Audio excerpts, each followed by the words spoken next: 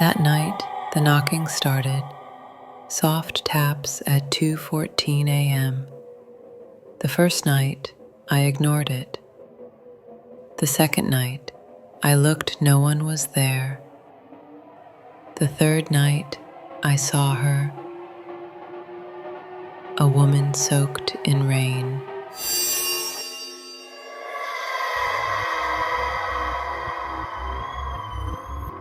You are listening to the Fearcast. This is not a drill. I repeat, this is not a drill.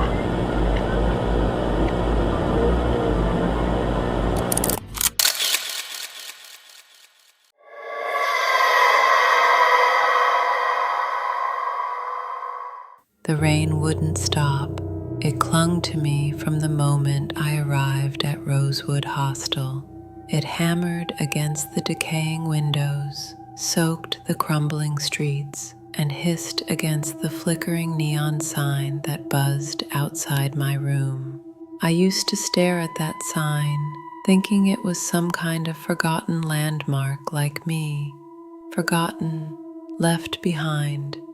I came here to disappear, to leave behind my suffocating family and Daniel, the man who wanted to own me. The hostel was perfect, cheap, damp, and collapsing. Nights were quiet except for the noise inside my head.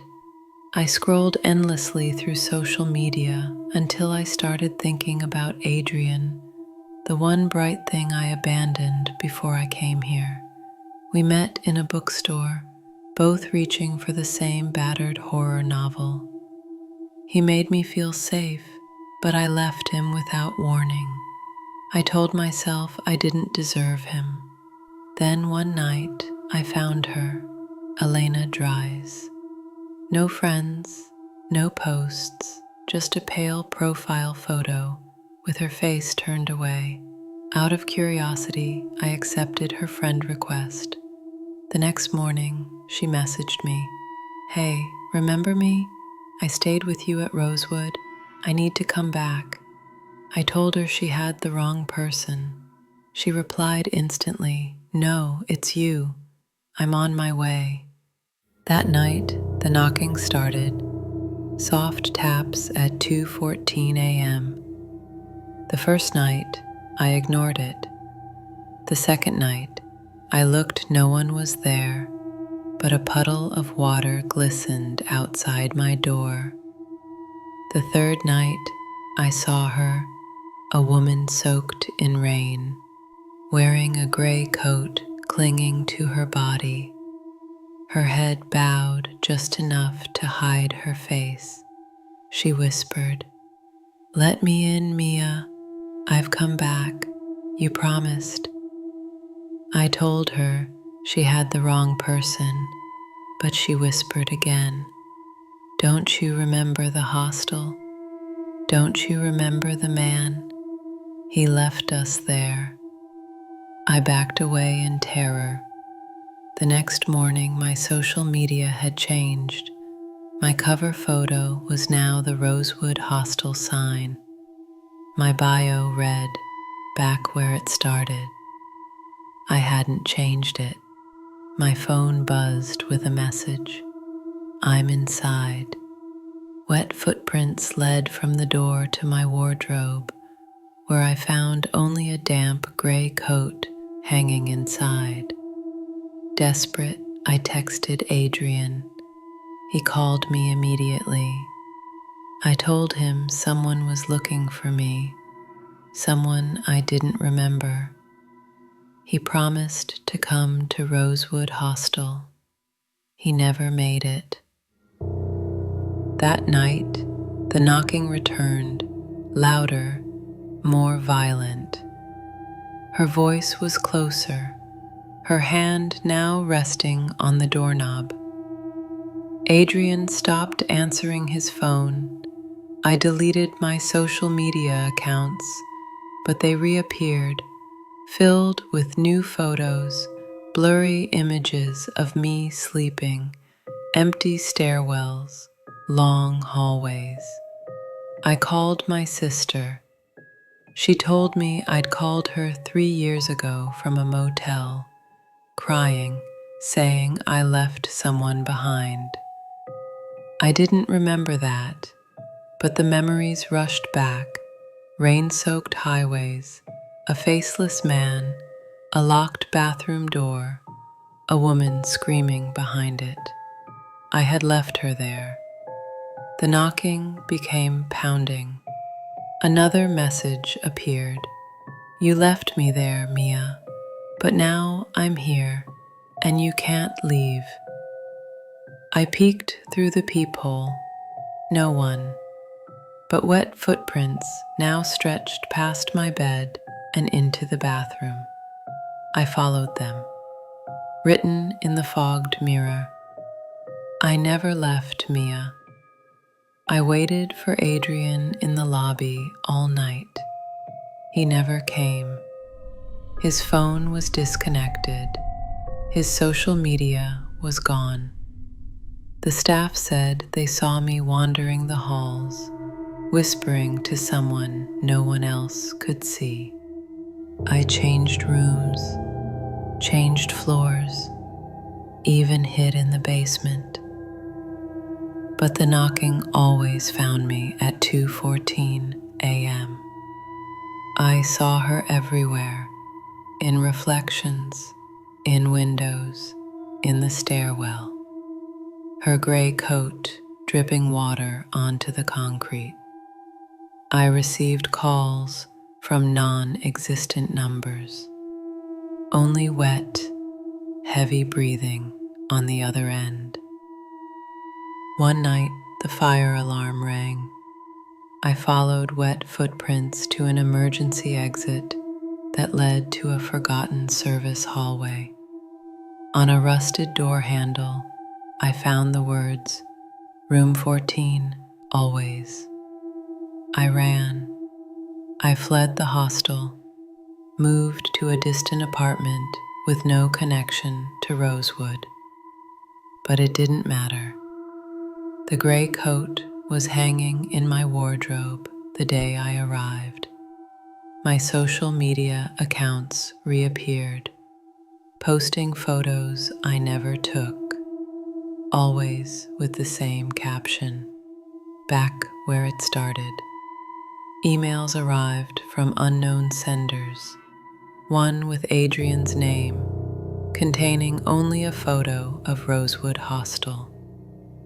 I heard knocking again, soft, polite taps, always with puddles of water left behind. I see the gray coat every day. I never brought it here. I don't know how it arrived. I deleted my accounts again, but they came back, this time with videos.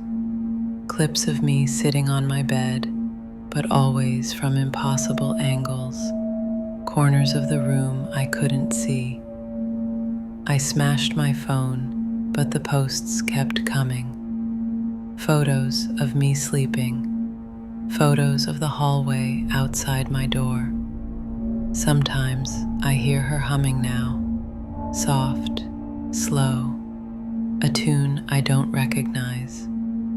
I lock every door, every window, but the knocking always finds me. I never left her, and maybe she never left me. I deleted my accounts again, but they came back this time with videos, clips of me sitting on my bed, but always from impossible angles, corners of the room I couldn't see. I smashed my phone, but the posts kept coming. Photos of me sleeping, photos of the hallway outside my door. Sometimes I hear her humming, now soft, slow, a tune I don't recognize. I lock every door, every window, but the knocking always finds me. I never left her, and maybe she never left me, but it didn't stop there. One night, I heard the knocking again, not at the door, from inside the walls. a soft, patient tapping from behind the plaster, like someone waiting on the other side. I pressed my ear against the cold wall and heard her whispering, as if she was living just inches from me. Her words were faint but clear. "I found you, Mia. There's nowhere else to go." I started ripping the wallpaper, clawing at the walls, convinced she was hiding inside them. When I finally punched through the thin plaster, there was nothing except a damp gray coat stuffed into the hollow space. I burned it. I watched it go up in flames in the bathtub. I thought it was over. For 2 nights, the knocking stopped. I thought I was free. Until the 3rd night, it came back, louder. Not from the door, not from the walls, from the ceiling. The soft, deliberate taps now echoed directly above me. I moved to the living room to escape it. The knocking followed. I ran to the kitchen. It followed. I slept in the bathtub with the shower curtain drawn. At 2:14 a.m., the knocking started, this time from beneath me. I stopped sleeping entirely. I started filming myself at night, desperate to prove I wasn't imagining it. In the footage, I saw myself tossing and turning, and then I saw her, standing over me, dripping, watching. I rewound the footage again and again. She never came through the door. She was just there, like she had always been there. I boarded up the windows, changed locks, bought new phones. Nothing worked. One morning, I found muddy footprints in my apartment. They weren't just wet, now they were muddy, heavy, as if she was dragging something with her. A thin trail of dirt led to my closet, where I found the gray coat folded neatly on the floor. I started seeing her outside, in crowds, just beyond reach, always looking away, her face just out of view. Once, I followed her through the streets, down alleys I didn't recognize, until she vanished in front of a cracked mirror leaning against a dumpster. When I turned to leave, I saw her reflection standing behind me in the glass. When I turned in real life, no one was there.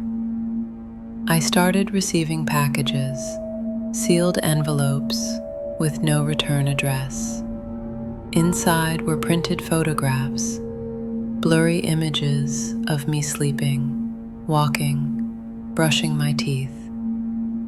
In every photo, her silhouette lingered in the background, watching. One night, I woke to find my apartment door wide open. On the hallway floor was a stack of photographs neatly arranged. Each one showed me sitting in my apartment from different angles, as if someone had been standing in every corner at once. And at the center of the stack, a single photo of Adrian, his eyes blacked out with thick, wet ink. On the back, someone had written, "He's with me now." I tried calling his number again. For the first time in weeks, it rang. On the 4th ring, someone answered, but they didn't speak. They just hummed that slow, horrible tune I'd heard in my dreams. I screamed into the phone, but the humming continued, soft and patient, until I hung up. Now the knocking happens constantly. Morning, noon, night. There's no escape. The sound follows me when I leave the apartment, when I sit in cafes, when I ride buses. People around me don't seem to notice it. Only I can hear it. I haven't seen my reflection in weeks. Mirrors don't show me anymore. They only show her. I left the apartment 2 days ago. I don't know where I'm going. But last night, I passed a shop window and saw her again, walking just behind me. Her gray coat was soaked through, her footsteps leaving faint puddles across the tiles. I spun around. Nothing, just empty streets. But the window reflected both of us. Her standing so close behind me, I could feel the cold drip of water soaking through my shirt. I can't run anymore. The messages keep coming. Let me in, Mia. You promised. You belong with me. I think I understand now. I never left her behind. She's always been with me. And maybe, just maybe, I was the one who was knocking all along.